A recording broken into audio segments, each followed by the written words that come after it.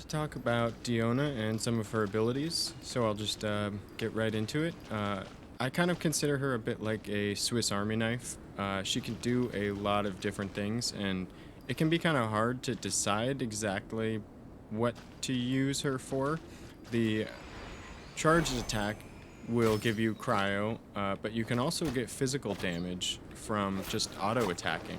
The shield, it actually has two levels of strength, so if you just kind of tap it, you get a short cooldown and a short shield.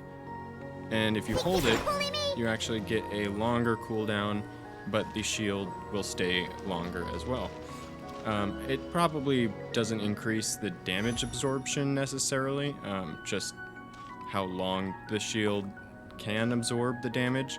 So if you find that, even if you use that long shield, but it still gets, wiped off pretty quick by enemies, it's probably better just to use the quick shield in any case. You do get a little bit more damage from the longer attack. I think it's pretty minimal increase in damage, but it's still a little extra damage. You may not know that at one of her ascension levels, you essentially get a decrease strength of your enemies. So it instead of buffing your attack, it's going to nerf the enemy's attack. So in a way, it's kind of like Bennett's. And as well, another ascension bonus here is that she will essentially boost your movement speed and reduce your stamina consumption, which is beneficial for a lot of reasons.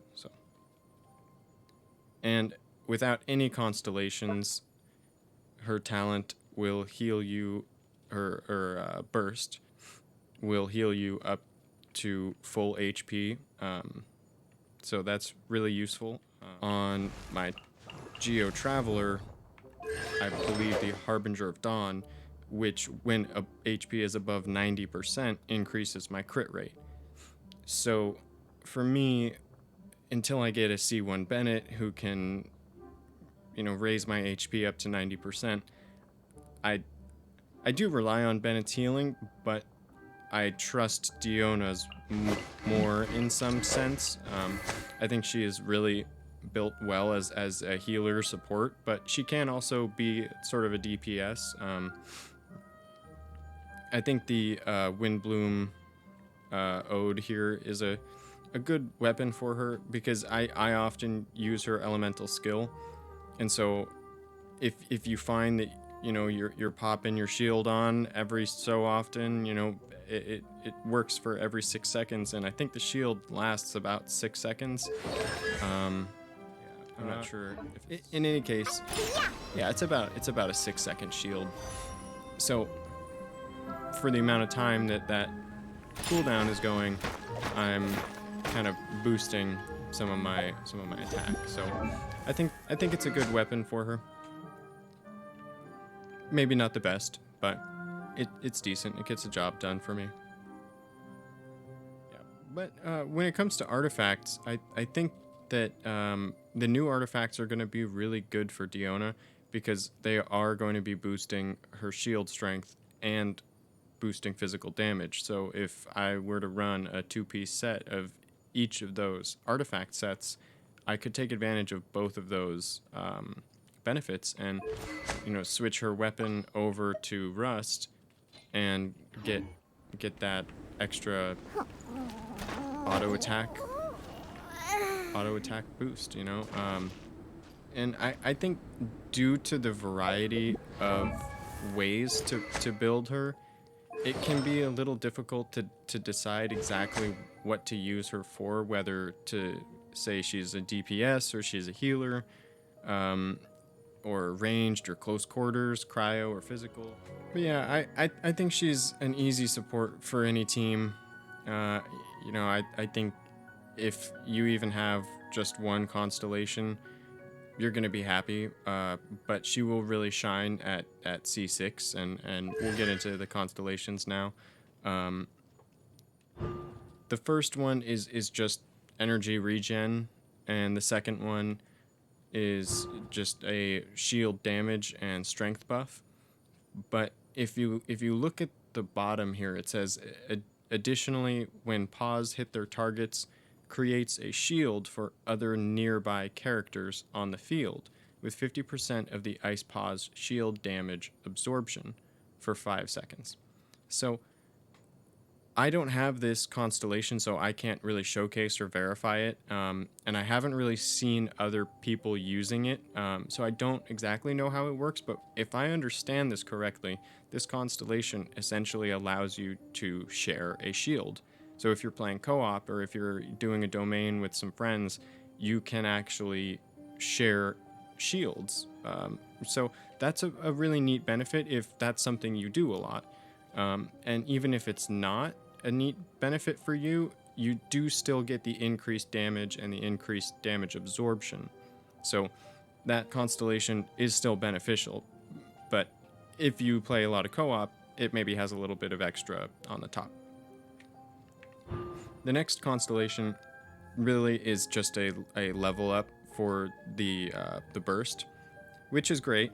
But again, I mean, it's going to require talent, materials, and things to essentially level that burst up.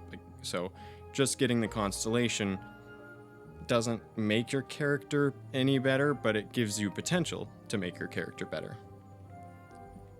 C4, it's okay. I mean, if I were a really heavy archer, like, and I just played ranged a lot, this could be good. But I don't really find myself taking the time to charge up shots with Diona, and this will only work for Diona as far as I understand. It's Diona's charge time for aimed shots is what is being reduced, and it's a good reduction by 60%. That really cuts it down, but I think this might open the door for more ranged play. But it'll really benefit the people who are already using that ranged aspect. Another level boost for the skill this time, which again is good, but is going to require more materials and time to sort of farm and level up. But the last constellation, I think, is what makes her shine. Most of the last constellations are usually the best, but the characters within the signature mix radius will gain the following effects based on their HP amounts. Increases incoming healing by 30% when HP falls below or is equal to 50%, and elemental mastery is increased by 20 when HP is above 50%. So essentially what they're saying is if you use your area of effect, your signature mix, your characters are going to be pretty weak in there at first. I mean, I assume most people don't use the signature mix for the cryo, which, if you didn't know, it does do cryo damage. Like, it's like an area of effect kind of cryo damage. So most people use it probably for healing. So if you're low health, you're low HP, you're going to get a bonus when you get inside that area of effect. But once you start gaining HP above 50%, you're going to get a buff on your elemental mastery. So it's a really nice way of sort of, it's like a good safety net if you're in a tight spot with an enemy that's really tough, maybe beating you down a lot, and you find, like, you know, I'm down to the wire.